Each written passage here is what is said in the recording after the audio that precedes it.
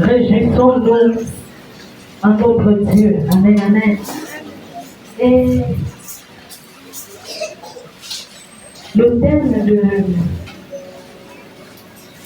de notre message, notre exhortation ce matin, c'est Dieu.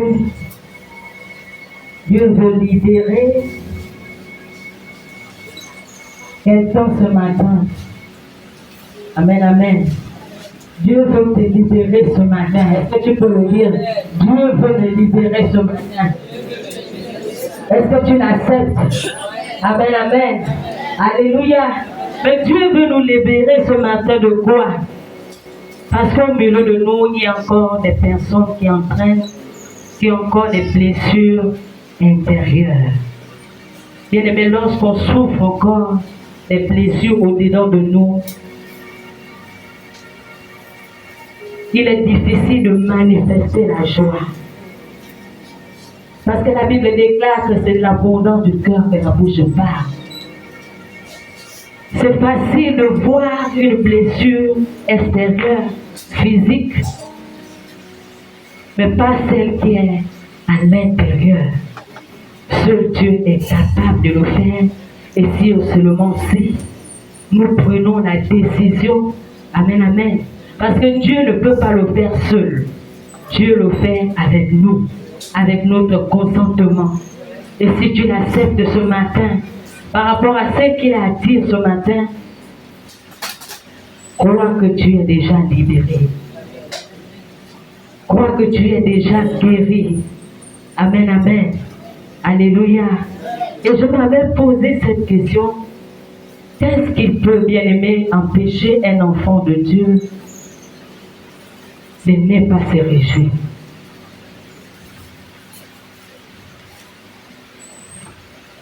En tant qu'enfant de Dieu, nous avons tous les privilèges. Nous sommes appelés enfants de Dieu, élus de Dieu. Qu'est-ce qui peut nous empêcher de ne pas se réjouir cette année? Parce que Dieu ne parle pas en vain. Lorsque sa bouche dit, sa main l'accomplit. S'il a dit que cette année c'est la réjouissance, il sait le pourquoi. Mais qu'est-ce qui peut nous empêcher de ne pas rentrer dans la volonté de Dieu et de ce quoi cela est pour notre bien? Il n'aime pas la réjouissance, il n'aime pas se réjouir. Personne ne peut se lever, personne ne peut lever la main. Parce que tout le monde veut se réjouir. Amen, amen. Et Dieu va nous libérer. Certainement, tu ne vas pas te reconnaître dans tout ce qui va être dit. Parce qu'aujourd'hui, nous allons commencer par 4 points. Certainement, dans tous les 4 points, tu ne vas pas te reconnaître. Peut-être dans un point. Dieu va toucher. C'est en cela que Dieu veut te libérer ce matin. Et qu'est-ce que tu fais? Tu t'abandonnes. Tu dis, Seigneur, j'accepte. Parce qu'il y a des moments où Dieu touche nos comportements, nos habitudes, nos vices. Et nous luttons. Nous refusons. Mais bien aimé, ce matin, je ne sais pas si je peux appeler ça une condition à remplir pour entrer dans la réjouissance. Et je disais, nous allons voir 4 points ce matin. Le premier point, c'est la peur. Le deuxième point, c'est la culpabilité. Troisième point, l'amertume. Et nous terminons avec l'inquiétude. Bien-aimé, qu'est-ce que la peur? Pourquoi la peur existe? Pourquoi nous avons peur? Pourquoi il y a cet esprit de la peur qui nous habite souvent? Amen, amen. Et nous allons prendre la définition de la peur selon le dictionnaire. Et avant avant de prendre la décision de la peur, j'ai intitulé que c'était des prisons.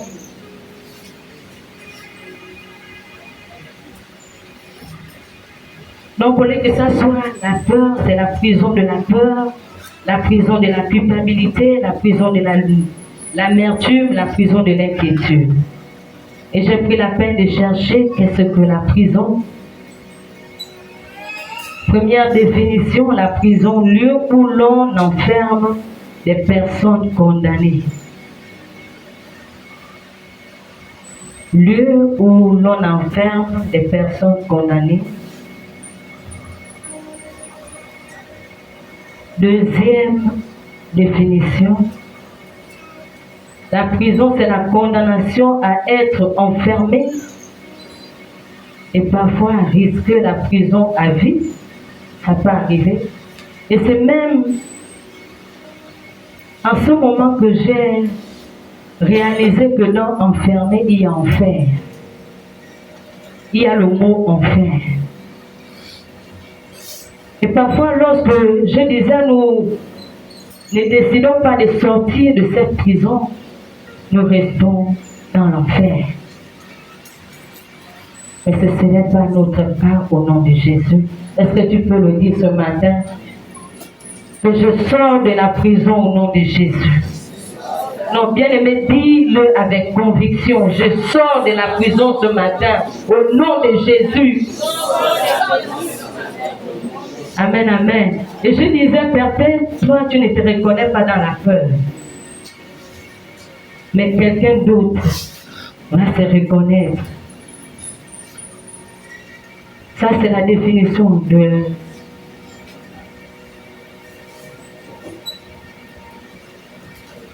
la prison.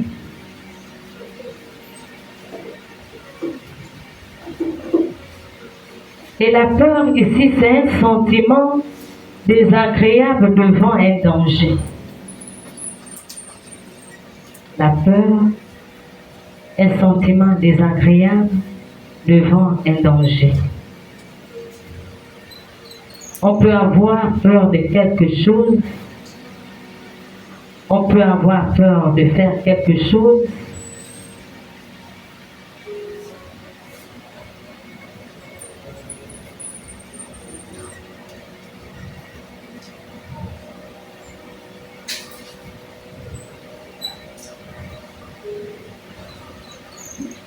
Bien aimé,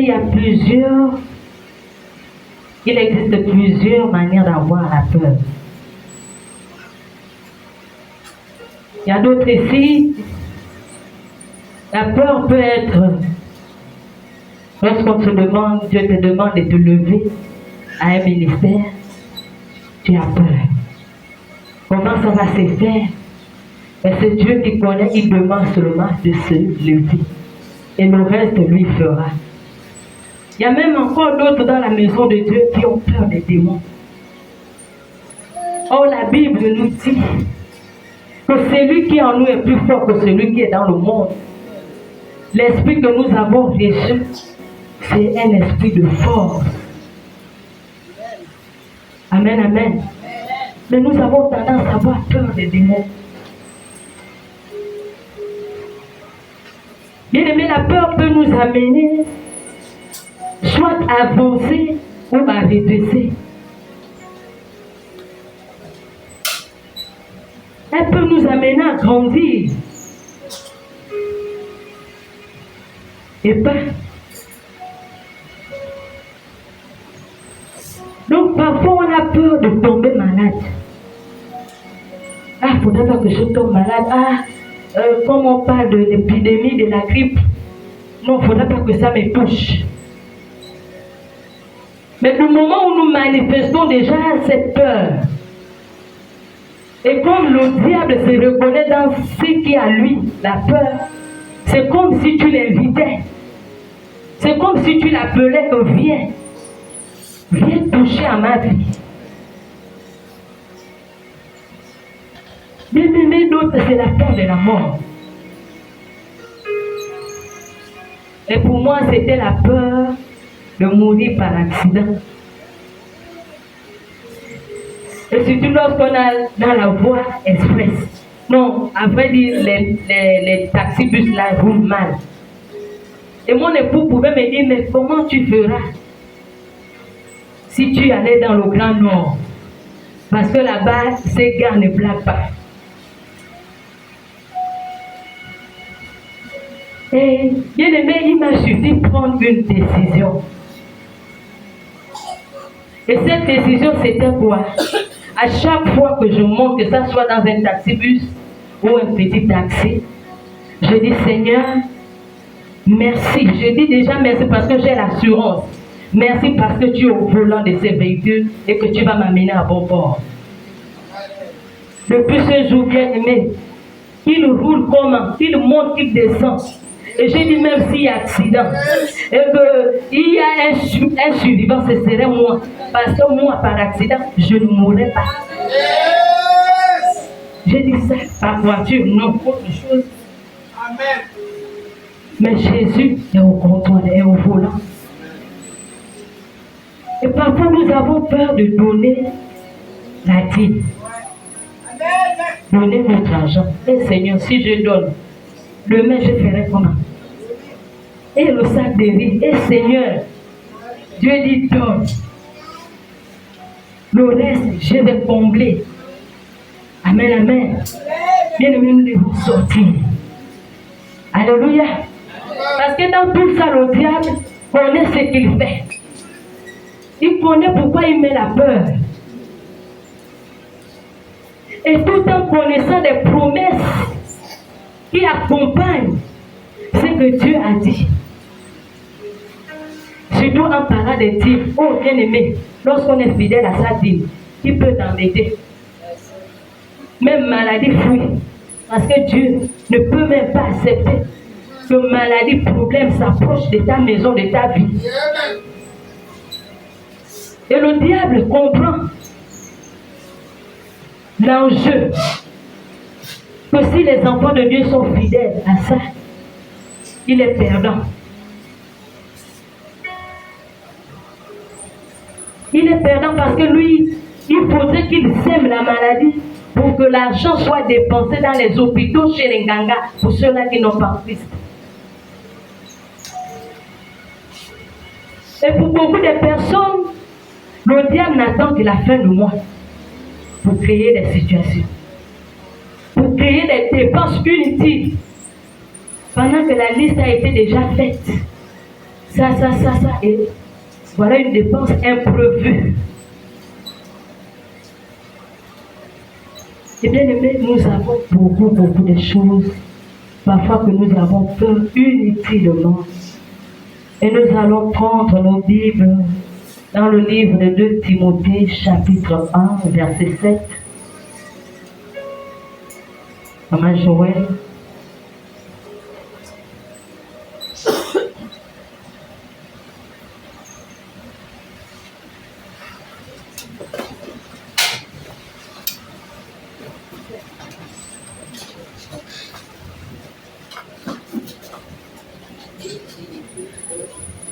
Chapitre 1, verset 7.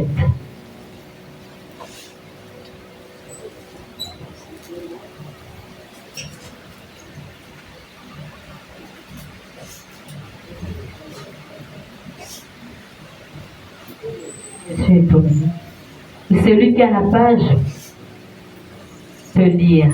Timothée, chapitre 1, verset 7, il dit: car ce n'est pas un esprit de timidité que Dieu nous a donné, mais un esprit de force, d'amour et de sagesse. Amen, amen. Tu vas déposer ta Bible et tu vas commencer à acclamer celui qui nous donne la force. Il ne fait pas de nous des timides, mais il fait de nous des forces. Est-ce que tu peux acclamer le Seigneur ce matin? Parce qu'il t'a rendu fort. Parce qu'il t'a rendu fort. Amen, amen. Alléluia. Alléluia.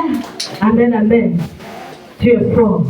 Dis cela à ton voisin, à ton frère, ta soeur. Non. Ta soeur, tu es forte. Oh, frère Herbert, tu es fort. Oh, maman Joël, tu es forte. Tu n'es pas n'importe qui. Tu es une femme forte. Alléluia. Amen, amen. Nous avons reçu un esprit de force et non de timidité. Alléluia. Alléluia. Alléluia. Amen, amen. Alléluia. Bien-aimé, il ne peut pas, je dirais, avoir, ou bien que la peur existe et qu'il n'y ait pas le courage. Si la peur existe quelque part, c'est que forcément il y a courage. Et c'est lorsque Dieu a vu la peur qui était en Gédéon, qu'il pouvait même proclamer ces paroles à Gédéon, vaillant héros. Et pourtant il avait la peur. Dieu qui voit tout, qui sait tout. Il savait qu'il y avait la peur. Et il pouvait dire cela à Gédéon, vaillant héros. Prends courage, parce qu'il connaissait. Dans lui, il y avait la peur. Amen, amen. Et parfois, bien aimé, la peur n'est pas, je dirais, pas forcément désagréable ou mauvaise. Certainement, Dieu voit en toi quelque chose. Dieu voit en toi, en nous, des capacités, des dons, des talents, mais nous avons peur de les développer. Et Dieu crée comme ça des situations pour que ce qui sommeille en nous soit réveillé.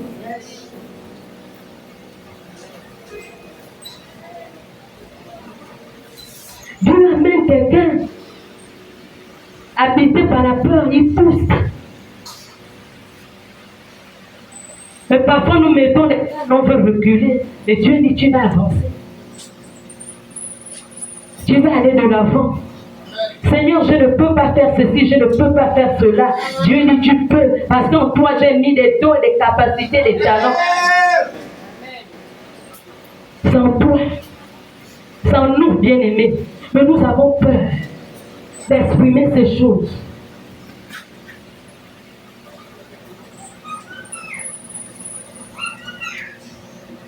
Et voilà que les enfants d'Israël, ils se sont dit, c'est déjà fini, c'est déjà terminé. Terminé avec l'esclavage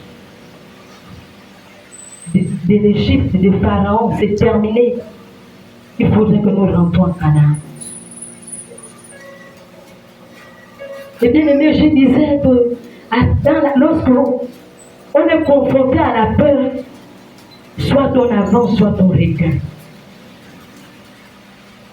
Et le peuple d'Israël était confronté à cela. C'est vrai qu'ils étaient sortis de l'Égypte,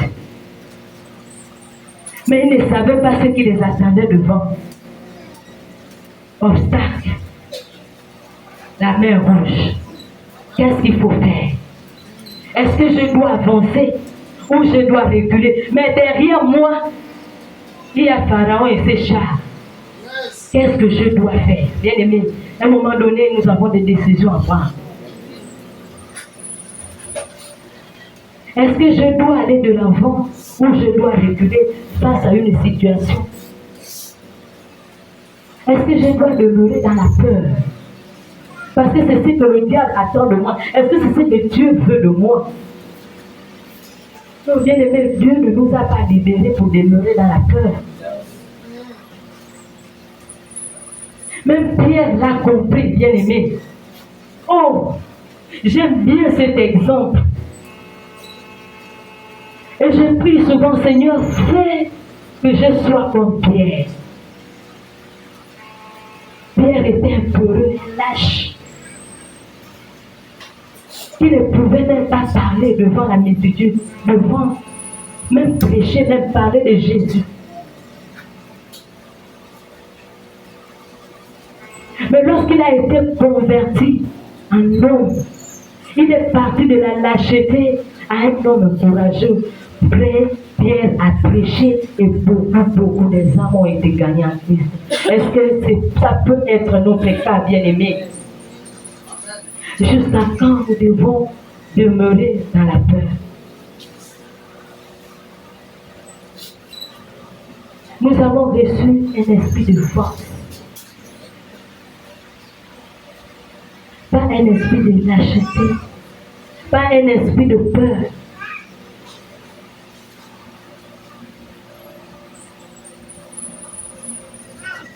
Amen, amen. Jésus nous attend, bien-aimés.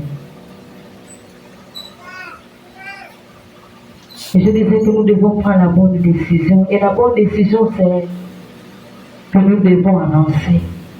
Et nous devons faire confiance en Dieu.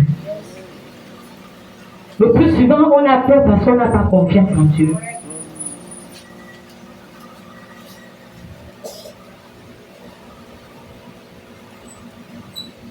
Si je ne faisais pas confiance en Dieu, bien-aimé, je ne devais pas être là devant vous ce matin. Parce que je crois qu'il y a 3 mamans et les gens qui savaient que je devais intervenir aujourd'hui. Mais hier, le pasteur m'a appelé à 17h. Maman Joël était, mais parce qu'on s'était déjà séparés même avec les mamans. Mais je dis, j'ai fait confiance au Saint-Esprit. C'est poussé par l'Esprit que les hommes ont parlé. Amen. Est-ce que nous pouvons avoir, pas la moitié, mais la totalité de la confiance en Dieu? Bien aimé, on a peur du lendemain.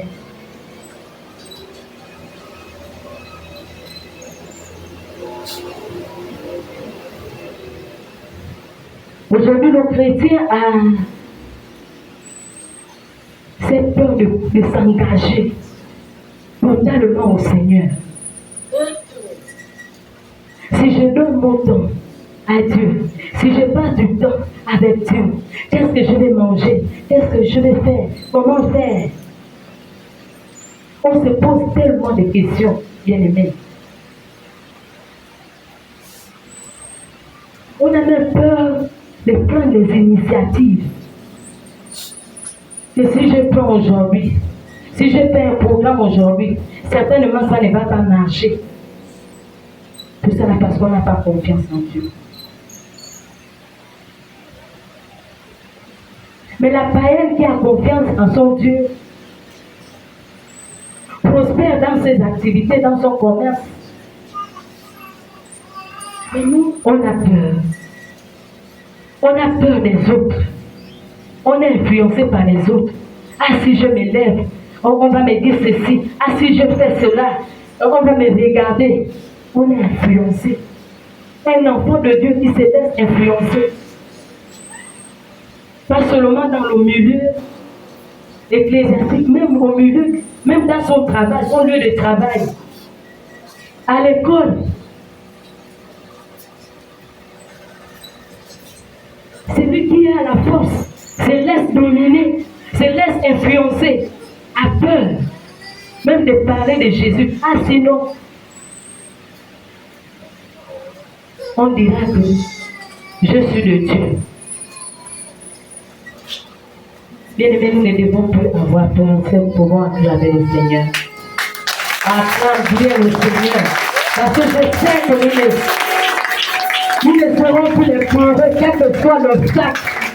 Amen, amen. Quel que soit ce que le diable pourra placer sur notre chemin. Alléluia. Et nous allons passer à la deuxième prison. C'est la prison de la culpabilité. Ça,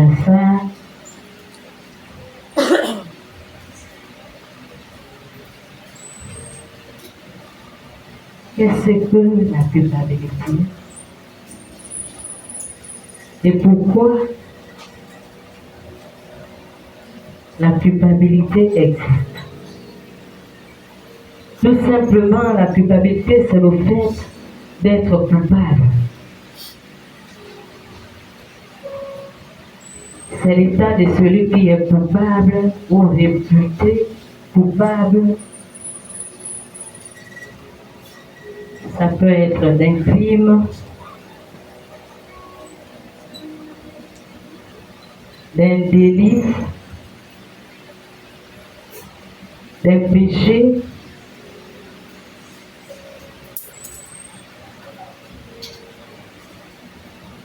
Et nous allons lire dans le livre de Jean, chapitre 1, au chapitre 8, s'il vous plaît.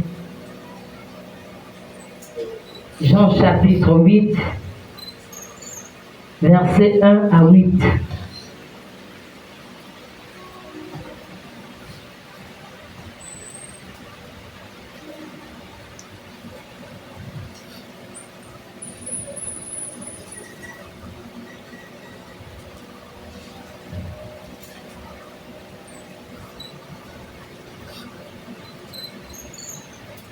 Jean chapitre 8, verset 1 à 8, c'est celui qui a la page.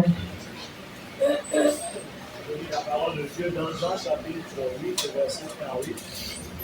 Jésus se rendit à la montagne des Oliviers. Mais dès le matin, il alla de nouveau dans le temple et tout le peuple vint à lui. S'étant assis, ils enseignaient. Alors les scribes et les pharisiens amenèrent une femme surprise en adultère. Et, la plaçant au milieu du peuple, ils dirent à Jésus, « Maître, cette femme a été surprise en flagrant délit d'adultère. Moïse, dans la loi, nous a ordonné de lapider de telle part. Toi donc, que dis-tu » Il disait cela pour l'éprouver, afin de pouvoir l'accuser. Mais Jésus, s'étant baissé, écrivait avec le doigt sur la terre. Comme il continuait à l'interroger, il se releva et leur dit que celui de vous qui est sans péché jette le premier la pierre contre elle. Et s'étant de nouveau baissé, il écrivait sur la terre. Amen, amen. Alléluia. Tu es accusé de quoi? Et tu es coupable de quoi, bien-aimé? Alléluia. L'histoire que nous venons de lire, c'est la femme adultère. Adultère qui veut dire péché. Et on peut être culpabilisé parce qu'on a péché, comme cette femme. On peut également bien aimer le faire parce que, à cause de nos mauvais choix, et on se culpabilise.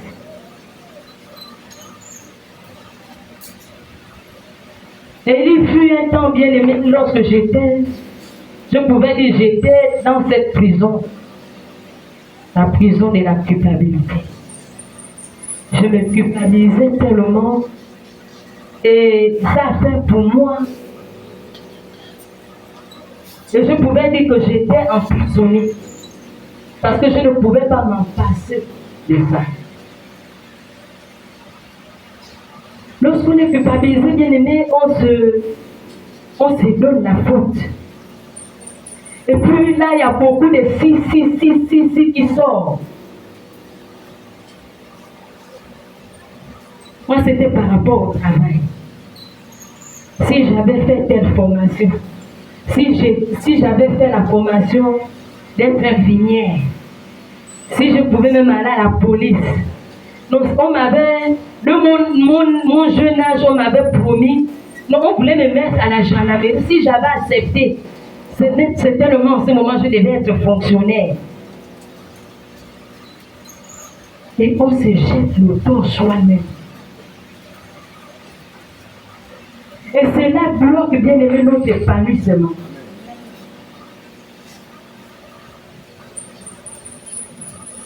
On rentre dans la convoitise. On voit ce qui est l'autre.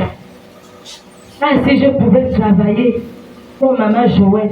Ah, comme le pasteur. Ah, Seigneur. Ça, c'était une malédiction. Les autres travaillent, moi je ne travaille pas. Bien aimé, certainement ça a été un mauvais choix. Maintenant, à qui le tour? À qui le tort? Parce qu'il y a des moments où mon époux avait chaud. Parce que lorsque nous étions à Tibanga, je voulais faire une formation en comptabilité, puisqu'il était formateur là-bas. J'ai dit, laisse-moi aller faire une formation. Il dit, non. Là-bas, c'est pas pour toi. Et là où j'ai prié, la maman pouvait me dire, non, tu amènes ton dossier, je vais te mettre aux affaires sociales. Et puis, je repars encore à ma propos. Non, la directrice de l'école de santé m'avait dit qu'il fallait revenir après 1 an. Mais c'est à cause du mariage là. Donc, si ce n'était pas à cause du mariage, aujourd'hui, je devais travailler.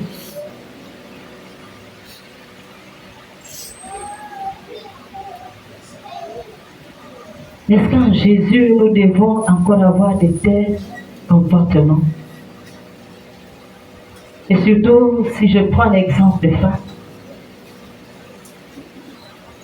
Si aujourd'hui je souffre parce que je ne suis pas allée, ou je n'ai pas pu me marier, ou bien avoir un riche. Si j'avais au moins un riche, ça devait aller. Pour les hommes, si je pouvais même épouser même la petite soeur d'Olingi en ce moment, ou d'Ali, ça devait être bien. Mais qu'est-ce que je suis allée prendre là? On regrette nos choix. Mais parce que bien aimé, lorsque nous avons pris ces décisions ou bien faire ces choix, nous n'avons pas demandé le consentement de Dieu. Nous n'avons pas demandé l'aide de Dieu. Nous n'avons pas interrogé Dieu. Dieu, est-ce que c'est le bon? Mais voilà que ça retombe sur nous. Et la Bible dit que dans Romains 8, il n'y a plus maintenant donc de condamnation pour ceux qui sont Christ. Il n'y a plus de raison, bien aimée. Parce qu'on ne peut pas construire le futur avec le passé.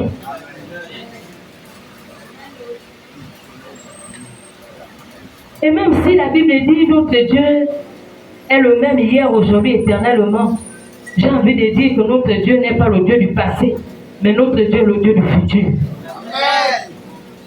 Nous devons regarder le futur. Et un futur merveilleux. Et aujourd'hui, je peux être fier, bien aimé, d'être dans un foyer. Parce que ça n'a pas commencé facile. Ça n'a pas été facile. Et il m'est arrivé un jour à dire à mon bien-aimé, non, je suis fatiguée. Je veux m'habiller comme les autres. Et là, il n'y avait pas encore l'Esprit de Dieu, hein, parce que ceux qui sortaient sortent. Il me dit, tu veux t'habiller comme les autres? J'ai dit oui. Et regarde comment ta petite soeur s'habille. Il me dit, va au bord de la mer. Va au bord de la mer pour faire quoi? Là-bas, les filles s'habillent. Tu auras l'argent et tu vas t'habiller. J'ai dit, est-ce que c'est ça la réponse? Oui. Donc même toi, tu ne vois pas. Mais pour avoir 100 francs, c'est un problème. Et il me dit, pourquoi tu ne vois pas le futur? Pourquoi tu t'attardes à maintenant, à ce que tu n'as pas maintenant? Mais pourquoi tu ne vois pas demain? Pourquoi tu ne regardes pas le futur? Et il avait raison. Il avait raison, bien aimé. Parce que pour avoir 100 francs, c'était difficile. Mais aujourd'hui, là, 100 francs n'est plus difficile. Amen, amen. Est-ce qu'on peut acclamer le Seigneur? Il est là.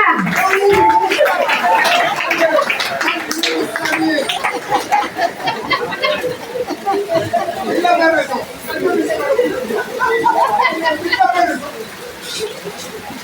Amen, amen. Nous regardons notre Dieu. Ayons les yeux fixés à notre Dieu. Parce qu'il ne déçoit jamais, bien aimé. Il y a toujours une solution. Parce que bien aimé, dans la culpabilité, on peut être entraîné à beaucoup de choses. On n'est pas épanoui, on est malheureuse, on est vraiment bien aimé. C'est pas la joie.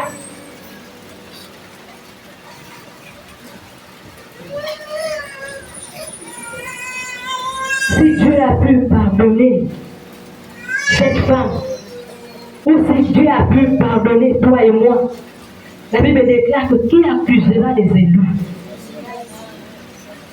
Qui t'accusera, toi, enfant de Dieu?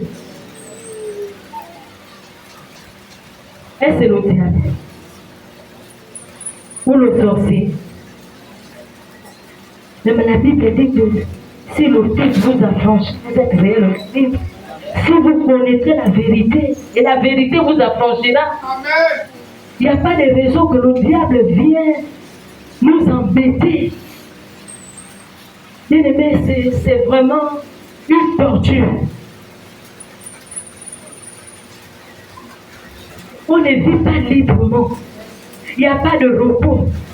Moralement, on est traumatisé, on est malade. Seulement à cause de la culpabilité.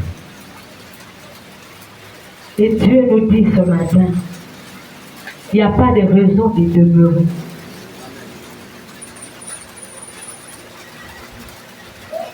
Il y a seulement une seule décision à prendre, je sors. Moi je sors. Et bien aimé, je suis sortie.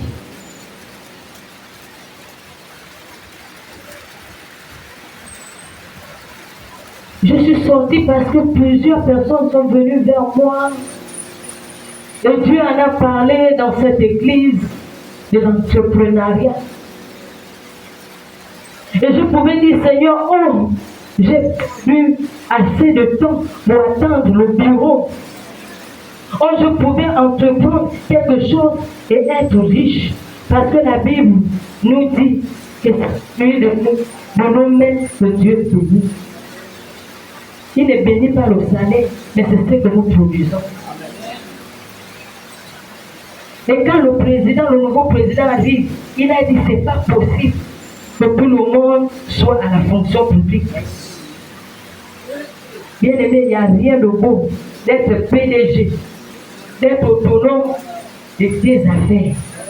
Et j'ai compris cela, même si ça a été tard, mais j'ai compris et je l'ai accepté. Est-ce que tu peux le faire comme moi? Amen, amen. Donc parfois, ce qui m'amenait, c'était, oh, j'ai fait l'école. Et j'ai pour l'habitude de prendre cet exemple. L'oncle de Régis, lorsqu'on se croise, nous avons fait le primaire ensemble. Et lorsqu'on se croise, oh, et bien, comme il m'appelle par mon nom, qu'est-ce que tu es devenu? Oh non, la fille là, non, elle nous a fait mal au CM2. Parfois, il me disait, parce que on pouvait dire que j'étais celle qui sauvait la classe. Et parfois, il dit, si tu te lèves tout de suite là, pour aller donner la réponse, je vais te frapper. Donc, quand tout le monde n'a pas pu, c'est moi qu'on appelle. Et ça les embêtait, ça les gênait. Et aujourd'hui, quand je vois ce dernier, il repose chaque 25. Il me dit même son salaire. Avant, ça me faisait mal. Mais j'ai dit ça là, j'ai donné. Amen, amen. Nous devons dominer. Parce que si nous disons que le diable va arrêter, il ne va jamais arrêter. Il va continuer à faire son travail. Mais qu'est-ce que nous faisons? Nous résistons. Et lorsque nous résistons, il va fuir. Il va aller ailleurs. Amen, amen. Résistons. Amen, amen. Est-ce qu'on peut acclamer le Seigneur?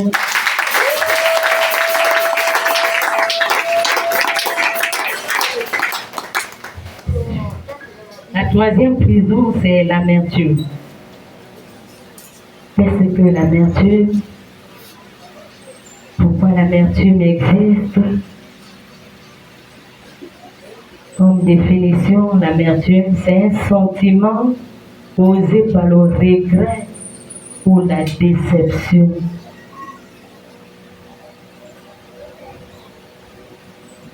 Un ressentiment causé par le regret ou la déception.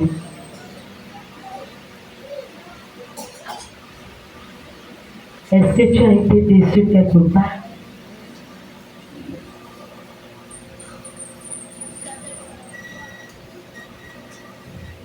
C'est également un sentiment mêlé de découragement et de rancœur. Un sentiment mêlé de découragement et de rancœur éprouvé à la suite d'un échec, d'une délusion.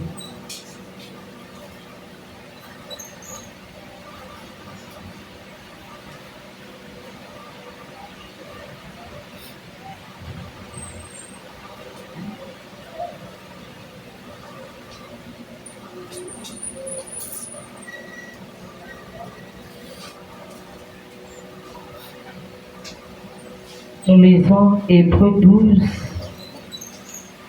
versets 14 à 15. Hébreux chapitre 12, versets 14 à 15.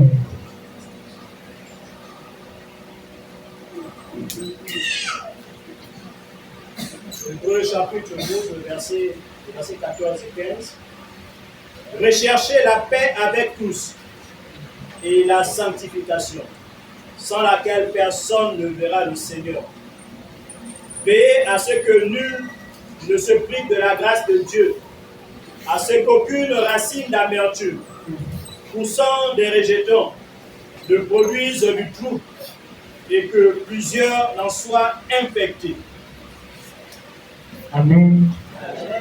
Et comme définition de l'amertume, c'est ce qui a un goût que j'ai donné l'autre définition, c'est qui a un goût amer. Et bien aimé, comme la définition pouvait nous dire, c'est un ressentiment causé par un regret. Lorsqu'on passe du temps à regretter, ah ma vie là, et Seigneur, qu'est-ce que j'ai fait? Bien aimé, ça n'est, je peux dire ici, ça ne toxique pas quelqu'un si ce n'est mon propre vie. L'amertume est un venin. C'est vraiment un venin. C'est un poison.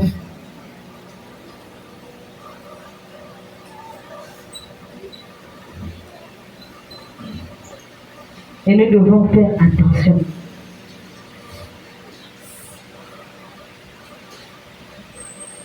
Parce que Dieu utilise, je pouvais dire, autant pour moi, Satan utilise l'amertume, c'est pour nous empêcher d'agir. Pour nous empêcher d'être dans la joie.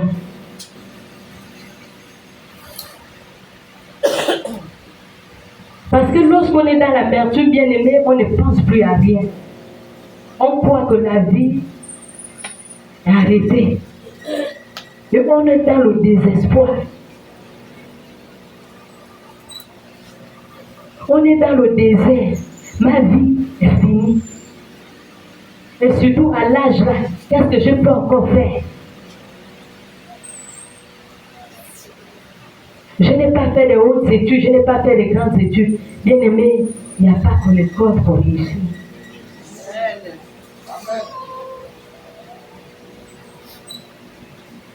Il suffit seulement, j'ai compris avec le Seigneur, qu'il faut seulement avoir la révélation.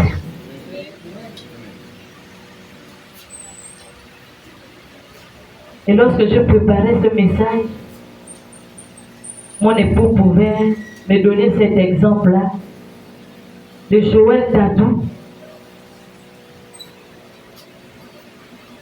qui bien aimé, s'il a fait beaucoup, il a beaucoup appris. Il a comme diplôme, on peut dire, bac. Mais regardez ce qu'il a aujourd'hui. Par rapport à ceux qui ont doctorat. Mais il a suffi qu'il reçoive la révélation. Qu'il reçoive la révélation de Dieu. Donc l'amertume, bien aimé, c'est un poison. Et lorsqu'on est vraiment dans l'amertume, on se sent amer. On se déteste même. On n'a plus l'estime de soi. Mais pour s'entretenir, on ne le fait pas. Ça sert à quoi? Ma vie est finie. Ma vie, madame tombée, il n'y a plus rien. C'est qu'on ne s'apprécie plus. Parce que le cœur, il y a plein d'amertume.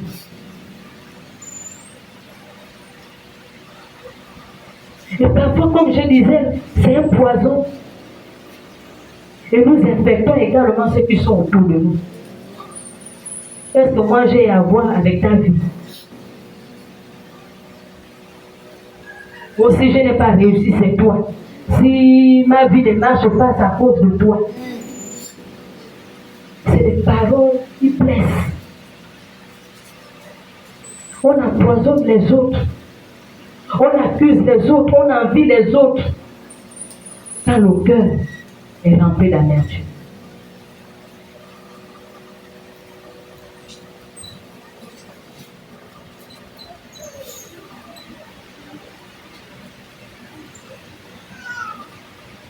Bien aimé, lorsqu'on a habité, ou bien on est vraiment dans cette prison, on ne pense à rien.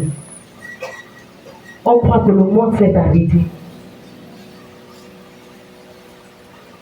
Parce qu'il y a quelqu'un, j'ai entendu quelqu'un dire, c'est vrai que la Bible dit que prier sans cesse.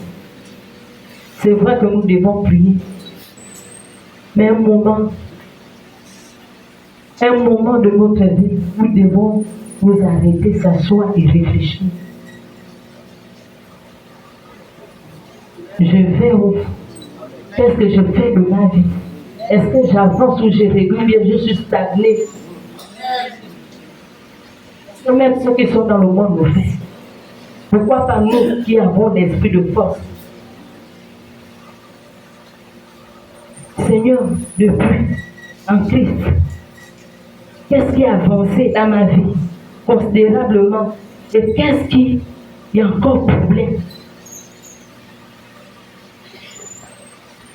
Et peut-être tu peux dire, tu es coincé au niveau de il y a l'amertume dans ton cœur, enlève. Il y a la rancune, il y a la rancœur, enlève.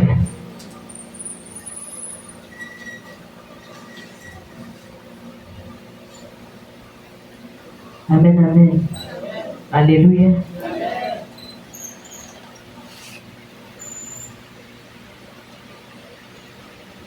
Nous devons enlever cela. Parce que l'amertume amène la tristesse. Bien aimé, on est dans la douleur. On a été déçu par quelqu'un, certainement parce que on s'est attaché à cette personne. On a fait confiance. Et voilà que cette personne nous a déçus. On a été humiliés. Mais on s'est dit, je ne vais jamais pardonner. Non, il m'a fait tellement de mal. Il m'a tellement causé de tort. Je garde ça dans mon cœur. Mais la réjouissance passera par où, bien aimé? s'il n'y a pas de pardon. S'il n'y a pas le pardon, bien aimé.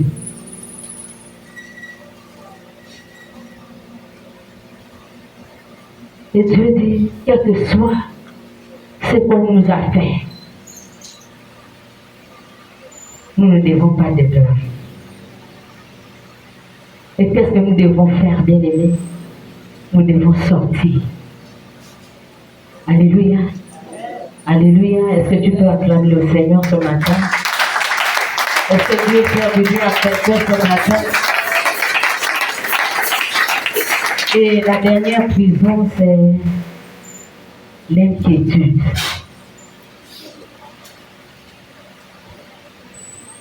Ça, c'est le verset de Papa Hébert.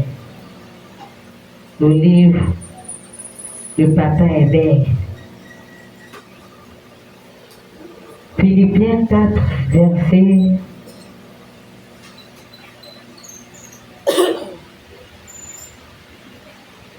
6 à 8.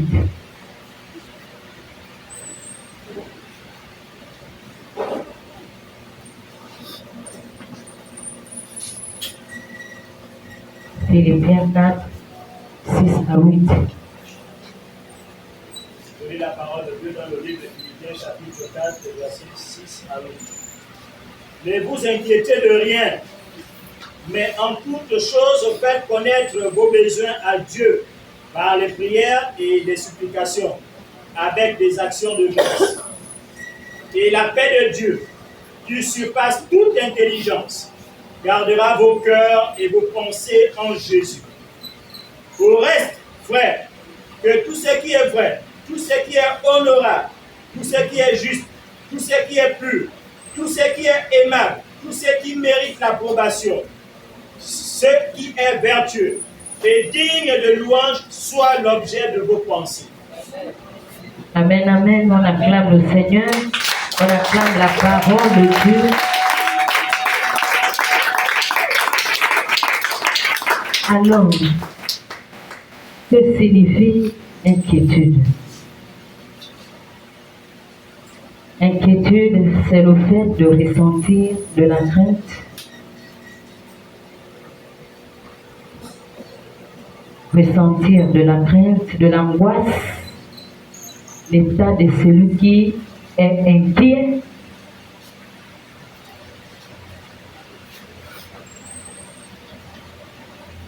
Celui qui est inquiet, celui qui n'a pas de repos moralement. On est toujours dans les humeurs et les mauvaises humeurs. On est toujours mécontent, même s'il y a quelque chose.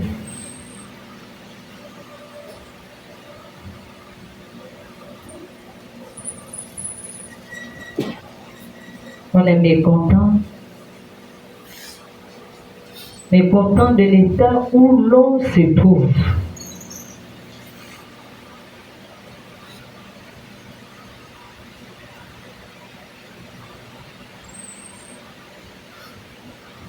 Certainement aujourd'hui, tu traverses une situation. Amen, amen. Il n'y a pas de raison à s'inquiéter. La Bible dit, qui de nous peut ajouter à sa vie une coudée? De vous à moi, qui est capable de trouver une solution, quelle que soit la situation. Parce qu'il y a des situations qui ne dépendent pas forcément de l'argent. Mais que là, si Dieu n'intervient pas, il n'y a rien. Et même si ça dépendait de l'argent, Dieu dit, est-ce qu'on doit s'arranger du côté des inquiétudes ou faire connaître à Dieu nos besoins? Nos besoins.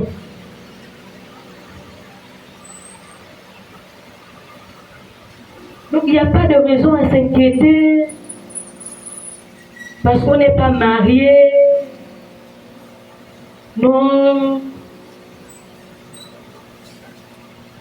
carrière professionnelle, je n'ai pas des enfants, je n'ai pas d'argent, je n'ai pas de maison.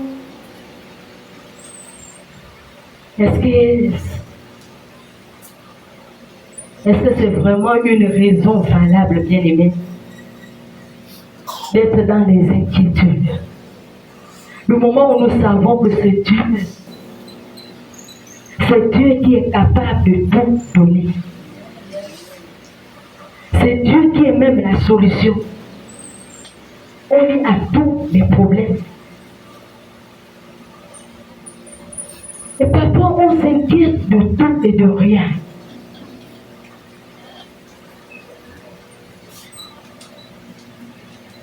Et même lorsqu'on n'a pas mangé, je n'ai pas d'habits, je n'ai pas ceci, je n'ai pas cela, bien-aimé.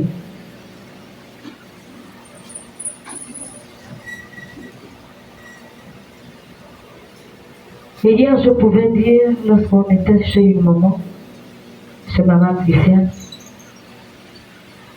et Dieu pouvait parler.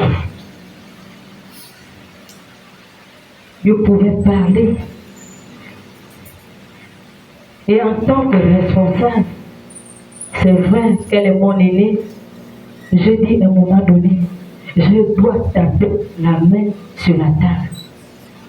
Parce qu'il n'y a pas de raison que tu t'inquiètes. Parce que ta santé est entre les mains de Dieu. Ta maison, tes enfants sont entre les mains de Dieu.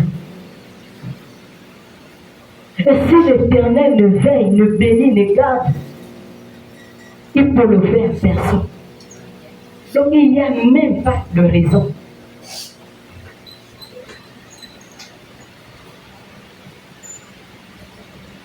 Tout de suite là, je pouvais amener à réaliser que là, tu n'as pas raison sur toute la ligne. Parce que c'est Dieu qui est capable de tout. Donc ici, bien aimé, lorsqu'on est dans les inquiétudes, le diable, il vient même voler nos promesses. Et pourtant, nous savons. Et pourtant, toi-même, tu connais ce que Dieu a dit à ton sujet. Même tu connais les promesses. Et la Bible dit que si la promesse tarde, attends-la. Attends. Et à cause de nos inquiétudes, le diable vient voler devant nous. Vient voler la bénédiction, vient voler. Et on est là, on passe du temps à s'inquiéter.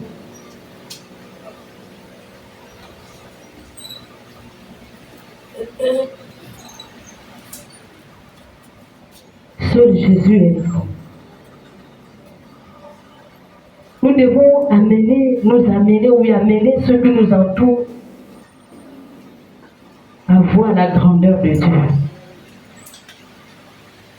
à voir la véracité de notre Dieu. Parce que notre Dieu est grand et tout ce qu'il fait est grand. Notre Dieu n'est pas petit. Donc il n'y a pas de raison à s'inquiéter.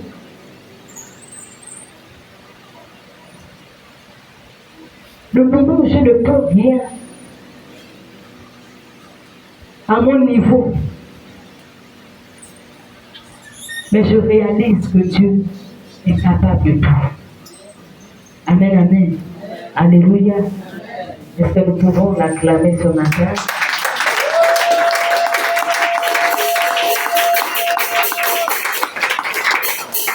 C'est tout simplement conclure, bien-aimé.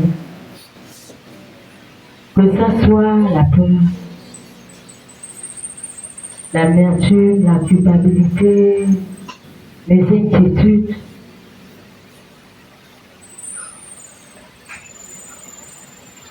Ça là, ça ne doit pas. Ou bien d'autres, parce que je disais qu'il y en a encore. Ça ne doit pas mettre un frein à notre réjouissance.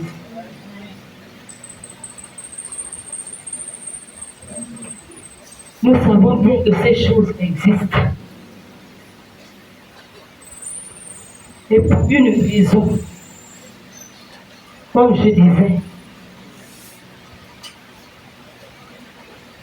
moment, ça peut amener quelqu'un à se découvrir, à se connaître soi-même.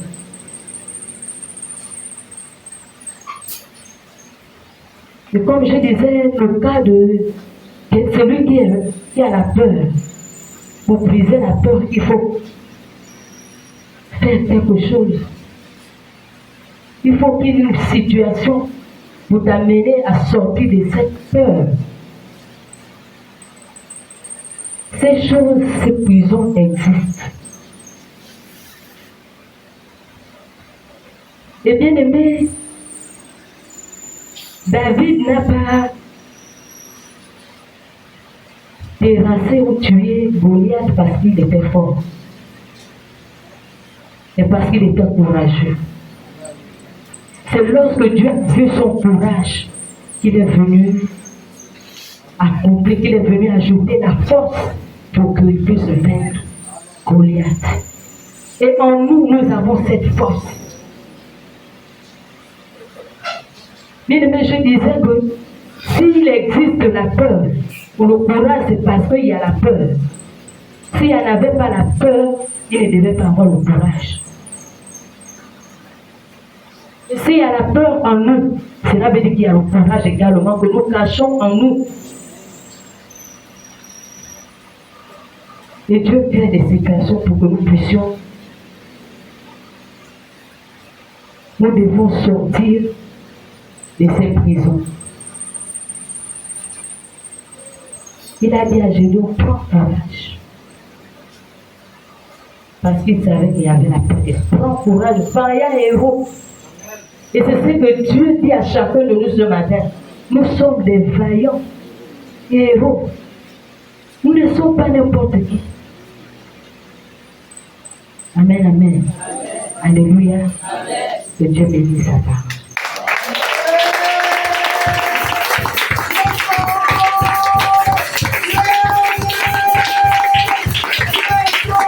Je m'attendais à ce que tout le monde que vous acclamez le roi des rois et acclamez Jésus. Est-ce qu'on peut pousser un cri de joie?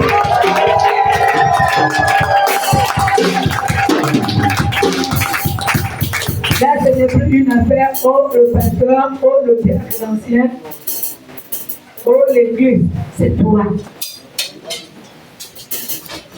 Et on va prier tout à l'heure. Ce qui alimente la peur, c'est la conscience que nous avons du danger. Tu es conscient du danger. Le fait d'être conscient du danger t'amène à te minimiser. Et du coup, le sentiment de peur naît et s'installe. Mais si tu remplaces ce matin, à la place du danger, la conscience que ton Dieu est puissant. Amen. Est-ce qu'on se comprend? C'est ce qu'on va faire ce matin. On remplace là où il y avait la conscience du danger. Quand je marche dans l'ombre de la vallée de la mort, je ne crains pas. Elle a raison. Parce que c'est pas moi seul qui marche. Il y a quelqu'un qui marche avec moi. Alléluia. Quand je commence même à me lever, je sais que l'Éternel est devant, l'Éternel est derrière, l'Éternel est tout autour. Et pendant le temps que je marche, la sécurité de Dieu est autour. Il n'y aura plus la peur. Là, on n'a pas besoin de cinéma. Les mots de peur sortent au nom de Jésus. Parfois, il n'habite même pas en toi. Il fait comme on fait avec la télécommande. Tu es sur ton canapé. Tu as la télécommande à la main. La petite nuance ici, c'est que ce qui est dans la mémoire de ta télécommande est en accord avec la mémoire du poste téléviseur. C'est pour cela que tu peux zapper les chaînes, changer. Si tu prends une autre télécommande qui n'a pas la même nature, Est-ce qu'on se comprend? Il y a une télécommande qui dépasse les autres télécommandes en toi, c'est le Saint-Esprit. Il viendra désactiver la peur, les inquiétudes, la culpabilité en toi. Est-ce que quelqu'un peut dire amen? Eh bien, on a une télécommande qui dépasse pour le Saint-Esprit en toi. Voilà pourquoi on dit l'esprit que nous avons reçu, c'est un esprit de force et d'adoption par lequel nous disons Abba, Père. Donc nous sommes les boss. Nous sommes les commandeurs. On va changer de télécommande ce matin. Est-ce qu'on peut dire amen bien? On enlève un peu la télécommande du diable. Là où il pouvait seulement actionner. Pas. Tu commences à trembler. D'abord, je t'annonce. C'est que tu ne savais pas. Dieu n'exauce pas ce qu'il veut. C'est pour cela que beaucoup de gens, j'ai prié. Oui, dans la tête. Seigneur, je ne sais pas quoi faire. Il n'y aura rien. On est là pour dire la vérité, n'est-ce pas? Quand tu sens qu'il y a le trouble dans ton cœur, commence à dire, Saint-Esprit, mets la paix dans mon cœur. C'est dans la paix que Dieu exauce. Est-ce que quelqu'un en train de comprendre pourquoi tu te plaignais, que tu pries beaucoup, tu ne reçois pas? Il y a la peur. Enlève seulement la peur. Et Dieu va t'écouter. Il écoute les gens qui sont sereins. Parce que Dieu lui-même, il est serein. Et quand tu parles dans la sérénité à Dieu, Seigneur, je sais que tu es le plus fort. C'est que moi, je n'ai pas pu faire. Tu es capable de faire dans ma vie. C'est que je n'ai pas trouvé la solution. La solution est en toi. Maintenant, quand tu dis, voilà mon besoin. Le besoin arrive. Je priais avec une sœur. La sœur Anastasie, c'est ma petite sœur. On a bombardé notre temps de prière. Le lendemain matin, il y a eu un souci. Non, vraiment, c'est une séance. Je vous dis pourquoi ça a marché. Parce qu'elle était convaincue. Et moi, j'étais convaincue. Quand on va prier ce matin-là, ce n'est pas une affaire, ça va faire les frissons. Il n'y a pas frisson. Quoi? Tombe d'accord que la peur à partir d'aujourd'hui te libère, te laisse. La peur attire la malédiction. La peur attire les démons. La peur amène la confusion. Et tant d'embrouilles, tu ne sais plus quoi faire.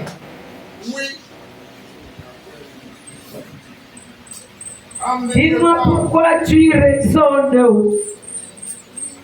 Dis-moi pourquoi tu te mets à trembler. Pourtant, tu as un Dieu fort. Alléluia. Amen. Est-ce que tout le monde est prêt à prier ce matin? Alléluia. On va chasser les inquiétudes. Je vais vivre comme on s'en fout. D'abord, tu es né comme. Bon, soyons un peu. Quand tu étais dans le ventre de ta mère, tu mangeais. Où tu trouvais la nourriture? C'est grave. Dans le ventre de ta mère là, tu préparais où? Tu achetais dans quelle boutique? Dans quel supermarché? Soyons un peu honnêtes. Comment tu faisais pour vivre? Je vais ajouter un autre élément. Les mamans vont bien me comprendre. Les papas seront un peu dans les nuages. Donc, ceux qui ont appris ça à l'école. L'enfant vit dans l'eau, dans le liquide amniotique. C'est l'eau. On te prend là, on te met dans l'eau. Est-ce que tu vas résister pendant 30 minutes? Voyez-vous que le mystère de Dieu, il met quelqu'un en vie dans l'eau. Il vit. Il n'y a même pas la nourriture. Il ne prépare pas. Il ne prépare pas. Celui qui ne préparait pas là, c'est toi. Comment tu as vécu? Il y a quelqu'un qui t'a nourri. Par le mécanisme que lui, il a préparé. Le même quelqu'un va prendre en compte tes besoins. Le même quelqu'un a ton avenir entre ses mains. Le même quelqu'un est capable de changer ton histoire. Le même quelqu'un est capable de changer ton statut. C'est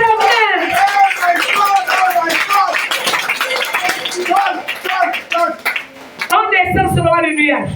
On lui refait confiance. Tes inquiétudes ont apporté quoi? Je vais faire comment? Je vais manger comment? Ce que la Bible dit, c'est la vérité. Je me souviens quand on faisait les travaux ici. Quand on est entré ici, il n'y avait pas la toiture. Ça, c'est l'église qui a fait les travaux. Les murs là, on a dû fonctionner au milieu pour mettre les poteaux. Est-ce qu'il y a des gens qui se souviennent? Qui étaient là au début? Et quand on venait, tu as amené ta chaussure. S'il y a le talon, ça pique d'abord la tête. Le premier jour, la toiture, on avait commencé à mettre la toiture, ça s'arrêtait ici. Je me souviens avec Madame Rombi, la pluie a commencé, papa Kofi m'appelle, dit maman, c'est la bénédiction. J'ai dit, enlevez vite les chaises, enlevez les chaises. Et un matin, je me réveille, je dis, Seigneur, tu le dis, ne vous inquiétez de rien. Faites connaître vos besoins à Dieu. Mon besoin, c'est de l'argent pour faire la charge.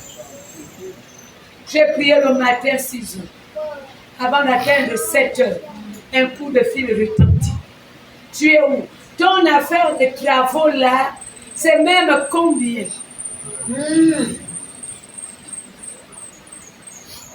Je pars de Vendo, la personne à Zango, la première station de Zango. J'ai dit, je n'arrive plus au lycée. Je prends la voie. C'est quelqu'un m'a compris. Amen. Ce que Dieu a dit là, c'est la vérité. Ne vous inquiétez de rien. Est-ce que nos enfants s'inquiètent de comment ils mangent? Est-ce qu'ils ne mangent pas? Oh, prenons le raccourci des enfants. Tu te réveilles le matin et tu dis, Seigneur, ce n'est plus une affaire d'inquiétude. J'ai besoin d'argent. Quand tu dis à Dieu, j'ai besoin d'argent, dans le montant. Amen. Le 11 ou 12 juillet, non, c'était le 11 juillet 2023, avant la date, j'ai dit au Seigneur, j'ai besoin juste de 500 000. Parle-moi sur moi, 500 000, c'est pas beaucoup. J'ai besoin juste de 500 000 parce qu'on voulait acheter nos chaises et il y avait d'autres choses à faire. J'ai dit 500 000. Et le 11 juillet, je sais que la personne est dans la salle, je ne mentionne pas son nom. Je ne m'attendais pas à ce que cette personne-là m'appelle.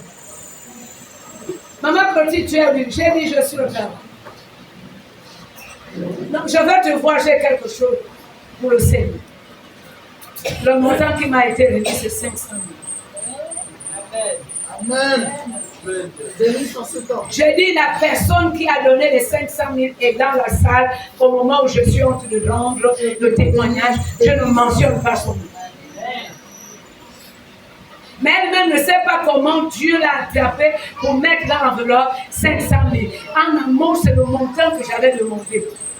Et je me suis rendu compte que si j'avais demandé le million, ça devait être. Est-ce que quelqu'un peut bien demander?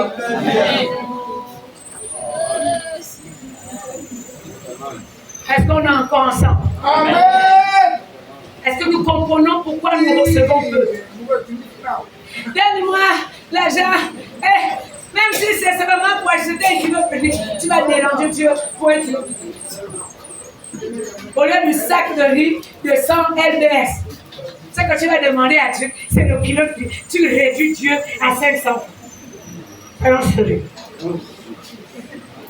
Est-ce que quelqu'un peut demander ce qui est bien? Seigneur, donne-moi un fonds de commerce. Je vais commencer le commerce. Même si tu me donnes 10 000, c'est quoi? Tu vas acheter quoi? Est-ce que quelqu'un peut bien parler ce matin? Alléluia. Il n'y a plus les craintes. Il n'y a plus la peur. Amen, amen. Amen. Il y a les postes. Yes. Et tu es poste avec Christ. Amen. Tu sors les sorts. Il y a les vivants. Un vivant ne subit pas. Un vivant décide de ce qu'il doit vivre. Amen. Je décide, Père Céleste, qu'à partir d'aujourd'hui, voilà ce que sera ma vie. Moi, j'avais décidé en 2023. J'ai commencé à décider, mais c'était à la fin de l'année 2022. J'ai acheté une tenue, j'ai dit pour aller au bureau. J'avais décidé. à quelqu'un? Oh, les chômeurs là! J'ai entendu, j'étais au bureau. L'onction du chômage est partie parce que l'onction du mariage est descendue. L'onction du travail est descendue. Alléluia. Est-ce qu'il y a quelqu'un qui a dit je le reçois? Parce que j'ai entendu les gens te recevaient. Amen, amen. Et j'ai entendu les autres dire je reçois. J'entendais bien. Le bureau c'est juste là à côté. Ah oui, je suis là. Alléluia. Maintenant, au-delà de recevoir de la bouche, où elle a tenu pour aller au travail. Que quelqu'un me dise amen bien. Ma foi n'est pas théorique. Elle est pratique. L'onction du mariage est descendue. Recevez. Au nom de Jésus, les chants ont fait leur travail. Vraiment que le Seigneur bénisse les chants. Qu'il les remplisse davantage. Oh, qu'il les amène à être des chants internationaux. Et qu'on aura besoin d'eux au Gabon et à l'étranger. Et je le décrète ce matin au nom de Jésus. Que les limites dans leur vie soient déplacées. Que chacun atteigne le sommet. Au nom de Jésus-Christ. Au Gabon, on chante les sons de l'église, sauf le vie. Oh, il y aura les maquettes. Est-ce qu'on peut dire amen bien? Il y aura les clips à tourner. Est-ce que quelqu'un peut me dire amen bien? Les hommes étaient la vie de ces chants. Les voix mélodieuses. L'onction qui ressuscite les morts. L'onction qui guérit ses enseignantes. Et que cela soit dans leur vie au nom. Alléluia. Maintenant, ceux qui ont reçu l'onction du mariage. Voilà le mois qu'il faut commencer déjà à acheter la robe. Le pain de ton mariage, là, tu dois aller l'acheter. Tu ne l'as pas fait ça. Chez moi, ma foi est pratique. Je ne m'amuse pas avec les choses. Le pain, celles qui ne sont pas encore logées, le pain qu'on va porter à ton mariage, tu l'achètes le mois là. Dès que tu as amené le pain, tu dis au Seigneur, c'est le pain qu'on va porter pendant mon mariage. Le reste là-bas, c'est ton problème. Mettez-moi de la sorte à l'épreuve. Faites le premier pas. Et Dieu lui dit, toi tu fais le premier pas et il accomplit le reste. Est-ce qu'on est encore ensemble? Amen. J'ai rendu le témoignage ici, alors on va prier. Je m'en vais faire le concours interne, c'était un concours interne pour le parti à l'église. Je dis à ma soeur Sylvia, il me manque l'argent pour acheter la mallette. Elle pouffe le rien petit, mais la mallette pour faire. Je dis pour aller à l'église. Je m'en fous du nombre de personnes qui sont venues concourir. Moi, je ne parle pas accompagner les autres. D'abord, je suis ici. Ce n'est pas pour vous accompagner. Je suis ici pour posséder ce que Dieu a dit que je possède. Amen. Et toutes les bénédictions que l'Éternel a réservées pour moi, là, je les aurai au nom de Jésus. Si toi, tu es venu m'accompagner, tu es très gentil. Continue à m'accompagner, à m'acclamer. Moi, je ne suis pas venu t'accompagner. Je suis venu recevoir ma part. Il y a la part qui me revient de toi. Est-ce que quelqu'un peut entrer dans cette pensée? Que dans la présence de Dieu, il y a ta part. Il y a la part que l'Éternel t'a réservée. Dis amen bien. Alors là, à chaque fois que tu viendras ici, viens recevoir ta part. Ne viens pas accompagner. Ne viens pas parce qu'on t'a invité. Viens parce que tu viens recevoir. Ça va? Amen. Et pendant le temps qu'elle riait, toi aussi avec tes histoires, j'ai dit, moi je suis déjà à l'église. Je me voyais à la rentrée avec la mallette. Et j'entrais dans le portail de l'église. Et ça s'est accompli. On ne blague pas avec les choses sérieuses. Quand le chômeur commence déjà à acheter les tenues, quand on va m'appeler le premier jour commencer le travail, il faut que tu sois bien habillé. Est-ce que quelqu'un peut me dire amen habillé? Que le marié commence déjà à acheter la tenue, le costume est dit,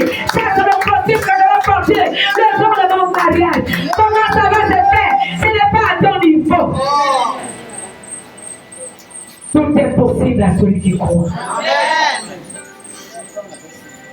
Est-ce que le riche peut décider de sa démarche? Quand on est riche, on ne marche pas vite. Non. Bonjour. Même la voix change. Est-ce que quelqu'un est là ce matin?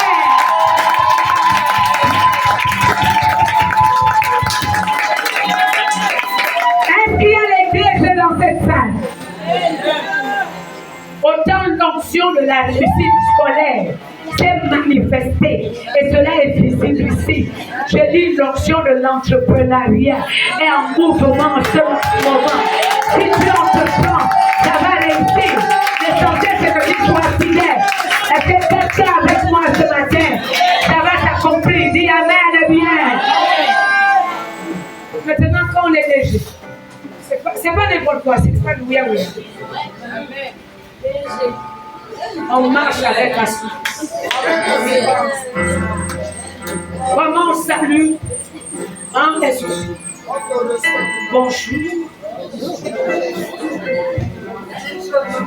Est-ce que quelqu'un peut faire entrer ça dans son esprit? Quand on est grand, on est laid. Ça commence par la tête, bien-aimé.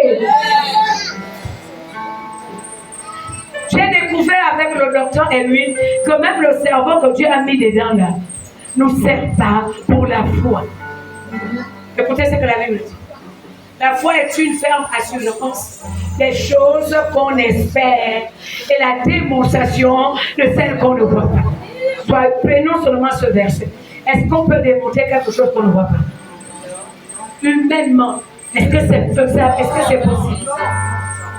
Comment on peut démontrer? C'est dans ta tête. Le troisième, non, le septième palier de notre cerveau, c'est là où il y a les représentations mentales. C'est à ce niveau. Si dans ta tête, tout est clair, tu as une image claire de ce que tu veux dans ta vie, dans ta maison, lorsque tu vas prier sur la base de cette image.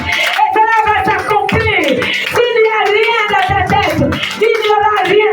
Finis les prières inutiles.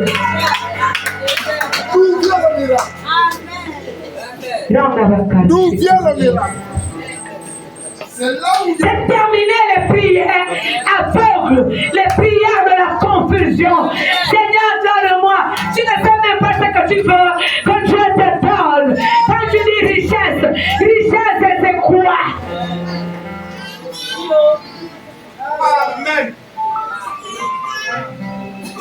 Année de réjouissance.